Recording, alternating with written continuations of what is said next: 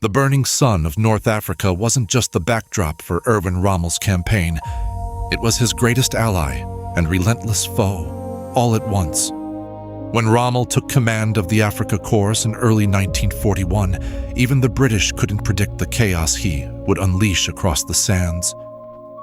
Rommel wasn't just a general, he was a gambler, and North Africa became his high-stakes table. Within weeks, British lines were shattered. Rommel moved so quickly through Libya that his men called him the Desert Fox, and Allied commanders scrambled to guess where he'd strike next. Supply convoys vanished in sandstorms. Armor columns seemed to appear from nowhere. But Rommel wasn't alone. His Afrika Korps was made up of veterans hardened by years of war, a potent mix of German innovation and Italian grit. Their tanks, the Panzer III and Phi, thundered across dunes, while MG-34s rattled from battered trucks. The enemies? Not just British soldiers, but heat, thirst, and a sun so fierce it warped the air. One moment, Rommel's forces outnumbered, outgunned, seemingly beaten. The next, they'd flank and smash Commonwealth lines at battles like Gazala, Tobruk, and Mersa Matruh. Allied cryptographers struggled to keep up. Every victory felt on the edge of collapse. Rommel's style was legendary. He led from the front, binoculars pressed to his face, dirt-stained and fearless. His headquarters often sat just miles behind the front line. He relied on rapid movement and surprise, his armored tactics honed from blitzkrieg in Europe. But the desert was as deadly as any army. Sand-jammed engines, Mirage and Mirth played tricks. The enemy might be a mile away or right on top of you.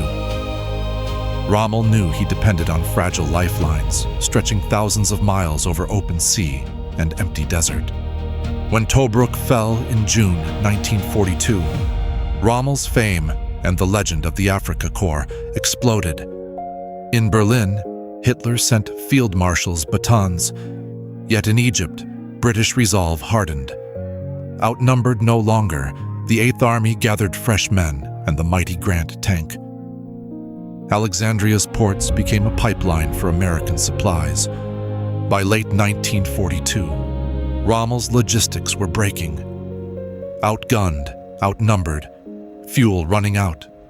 Still, his soldiers dug in at El Alamein, the battle that would decide everything. Churchill called this the end of the beginning as Allied armor blasted through Rommel's lines. The legend of the Desert Fox couldn't carry an exhausted army forever. Even in defeat, Rommel's campaign left its mark. His chivalry was rare. Captured medics treated regardless of side. Letters sent home with POWs. A reverence between enemies forged under the same burning sky. The desert, Rommel said, didn't care whom it killed, only that it broke the weak. As the Afrika Korps clattered back toward Tunisia, their legacy grew. They had transformed North Africa into a proving ground for armored warfare. Blitz, counter-blitz, retreat, and survival against impossible odds. Allies learned harsh lessons from Rommel's speed, his cunning, his relentless use of the land itself as a weapon.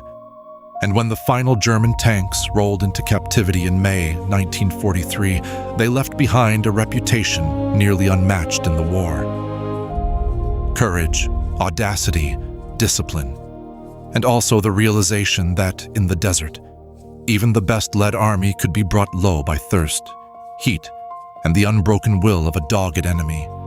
Rommel's desert campaign is a reminder. History often turns not just on firepower, but on ingenuity, endurance, and respect earned, even from your foes. The desert remembers every track, every shell, every bold dash beneath the merciless sky. But only a few legends stalk its sands, Rommel and his Afrika Korps among them. What would you have done if you were chasing, or running from, the Desert Fox? The story doesn't end here. There are more secrets, and more battles, buried just beneath the desert's surface. Will you dig deeper